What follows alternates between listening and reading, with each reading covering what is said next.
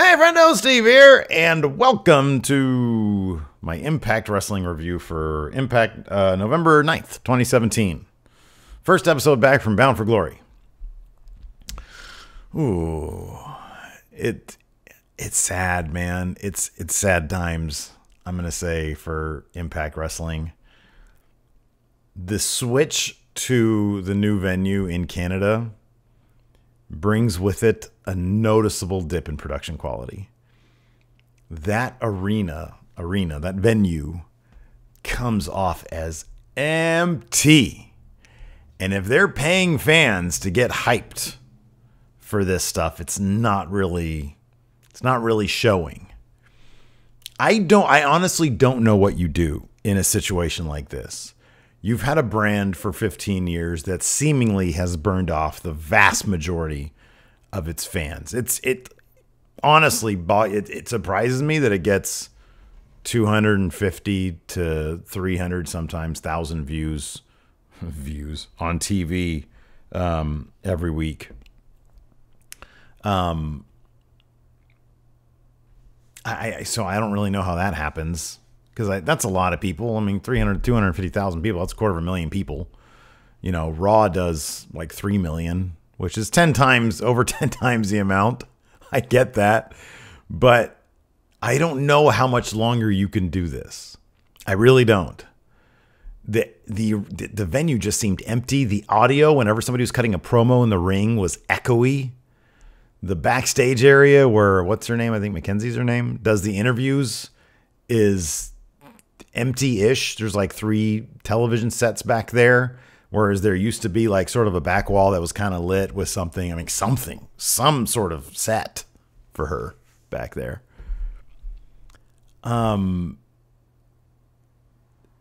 It just seems like there's a lot of stuff missing this week. This is your first episode back from Bound for Glory, which is supposed to be your big WrestleMania thing. I don't know. I watched and I was like, oh my God, this feels like a shit, like with 2 weeks, a 2-week turnaround. And it just feels like an empty shell of what I was just watching 2 weeks ago. It's weird. It's just weird. It's like Impact is dying the slowest death ever heard of. I mean, last year, like what, a year ago? They had like, the Hardys and they're on the verge of bringing the Young Bucks in for a Hardys thing. And I don't know. It was just, man, things were better. It was just, I mean, I feel bad. There was actually 2 really good matches. There was 2 really good matches. And then the backstage brawl to finish things off was okay. But it felt empty. It just felt like it's dying. And I don't want it to. I enjoy doing these reviews. I like having a place where people can work. Moose just signed a 3-year contract. Moose was nowhere to be found in this episode. We start off with Eli Drake comes out, cuts a promo. Actually, we start off with Josh Matthews and Jeremy Borash in the middle of the ring, acting as excited as they possibly could for this. Then Eli Drake came out, cut a promo. Him and Chris Adonis did. They were interrupted by Petey Williams. A lot of people in Canada love the Petey Williams. I love Petey Williams. I think he's great. That promo basically set up a match between Petey Williams and Eli Drake for next week, I believe. That's what it said. The first actual match was right after that, Matt Sydal versus Sanjay Dutt. This was a really fun match. I've noticed the matches they do have. This is, I mean, kind of the benefit of needing to fill time is they just have the matches go long. And the good thing is guys like Matt Sydal and Sanjay Dutt can build a match over an extended period of time. So that's really cool. So they had a match. It was a lot of fun. X Division match. You know these guys. Matt Sydal went over with a 450 splash. It looked great. It was really fun. Something promising did come out of this. EC3 came down, the Grand Impact champion, and cut a promo on Matt Sydal. EC3 is a treasure. Apparently his contract is up sometime this spring, I think, is what I read. Be interesting to see what he does, because he just seems like a guy who's, I don't know, man. I mean, he's primed to be somewhere else that'll appreciate him, and you got to think that NXT has got to be a place for him. I mean, I know he's probably making decent guaranteed money in Impact, but James Storm, spoiler alert, if you don't want to hear this, fast forward a minute into the show. James Storm just gave his goodbye speech at the last round of Impact tapings. I read that. I don't know where he's going. But EC3, the sky's the limit for that guy as far as I'm concerned. I think he's fantastic. I don't know why he wouldn't go somewhere else. Anyways, he cuts a great promo on Matt Sydal, says he comes up short in big matches. Matt Sydal's going under this sort of gimmick name thing, Reborn Matt Sydal. EC3 said, maybe in another life you could have been reborn a winner. Whoa. So that's going to set up a really cool feud, hopefully between those two. I'm looking forward to that. I think it'll be good. Impact Moment of the Week. They're doing this to promote the Global Wrestling Network, their streaming service. It was Team Canada. Had a bunch of cool people. Petey Williams, Eric Young, Bobby Roode, Amazing Red, I think. It was cool. It was a really hot crowd back then. This was ages ago. Really hot crowd. And it's just kind of sad to see it end up like this. Back to Impact. Phantasma from AAA Wrestling and Eddie Edwards, the current Pro Wrestling Noah GHC champion, are going to fight over the GHC belt. This is the first time apparently this has happened outside of the Pro Wrestling Noah thing, I think. This is a really good match. They let it go a really long time. This is a very, very quality match. Lots of really cool sort of false finishes. Eddie Edwards ended up going over. Really fantastic match. He's still the GHC champion.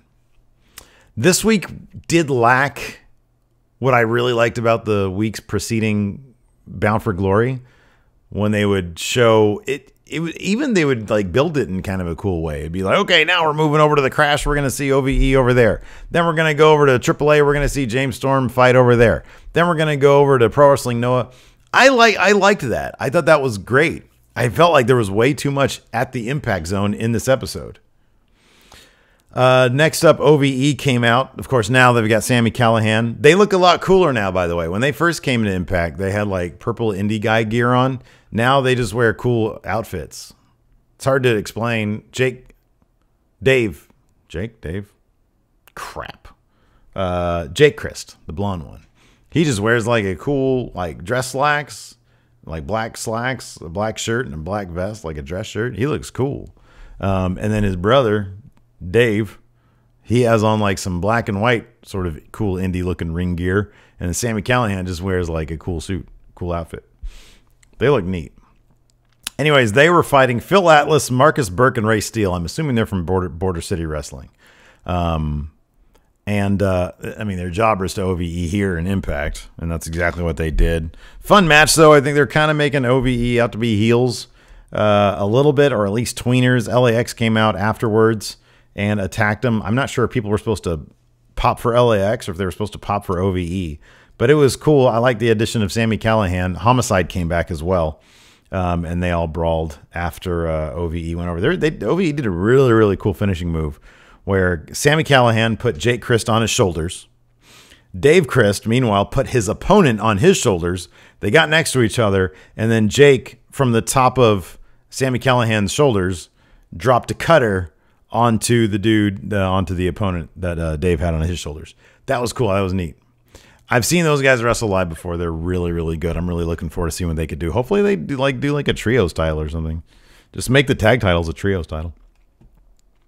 Let's see here. Next up, somebody named Hakeem Zayn was the winner of the Global Forge contest, I guess, which maybe gets him a contract with Impact. Ugh. But then Johnny Mundo comes out of nowhere and just literally runs the guy over. He goes flying out of the way. And he calls out Alberto El Patron, says, hey, Alberto, where are you? You cost me my title at BFG. Next up, we are in Border City Wrestling. We go somewhere else. Allie versus Casey Spinelli. Allie, she has her character down good. I mentioned this is a BFG review. She's got her character down good. Her wrestling is kind of sloppy, though. It's just not that great. Casey Spinelli, on the other hand, is actually really good.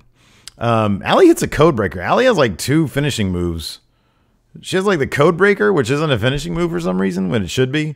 But then she won with the Death Valley driver. So that was kind of cool. But it was after Casey Spinelli hit a cool moonsault. I just get the feeling that Casey Spinelli's a better wrestler than Allie. But Allie does good character work. People pop for her. So that was good. And it was nice to see Border City Wrestling where like people were popping for stuff. They were interested and invested. Let's see here. Okay, so next up, and then I guess consider the main event where Johnny Impact assaulted Alberto El Patron backstage. He was being interviewed. He had some like contract papers apparently, and Johnny Impact did this weird like he flew through the freaking frame, like through the side of the frame, like his feet were. It looked like he was flying, like they had him on a freaking wire or something, but I don't think they did. I think that guy just has like crazy flying moves, even just running on the ground in a backstage brawl. Anyways, he attacked Del Rio. It was 20 minutes. And I say that literally. I'm pretty sure the alley match finished up at around an hour, 40 minutes. And so this was, I know that, so it was a backstage brawl that with 6 minutes left in the show went brawled up to the Impact Zone itself. So the last 6 minutes, they were like in the Impact Zone, still brawling. So I think that was about 15 minutes where they were backstage and then went outside. I'll be honest, I thought it was actually pretty cool. I thought it was pretty funny. I thought it was pretty cool. It was a hell of a brawl. It even went up to like, so they're in this huge warehouse, right? And they're backstage, just another part of the warehouse. And there's like a bathroom area. There was like a trailer, and at one point Braxton Sutter comes out of the trailer just as Alberto Del Rio is launching Johnny Impact over a table, so Braxton Sutter got caught up in it. Then the camera cuts, and it's coming around the corner, and Impact is then beating up on Braxton Sutter. I have no idea why. He should be like, dude, I'm sorry, this is happening, stay out of the way. But instead, he was beating up Braxton Sutter. Then Caleb Conley got involved out of nowhere, so I don't know why that was. It was very random. It was actually pretty comical. At one point, Alberto El Patron climbs a ladder up to the top of like the roof, I guess, of like one of the trailers, I think. And he's like, "It's over, stop, I'm done."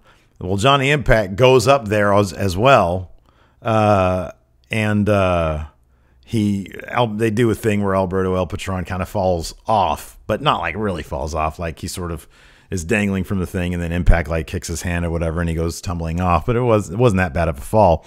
And then a bunch of security guards, like just a team of security guards, come running over. Everybody goes over. I'm like, oh my god, Johnny Mundo's gonna fly off this thing. Sure enough, they're like, Johnny, no. He goes running off, and he flies off onto the crowd of security guards. It was actually a really cool stunt. I liked it. I thought it was cool. And then they brawl.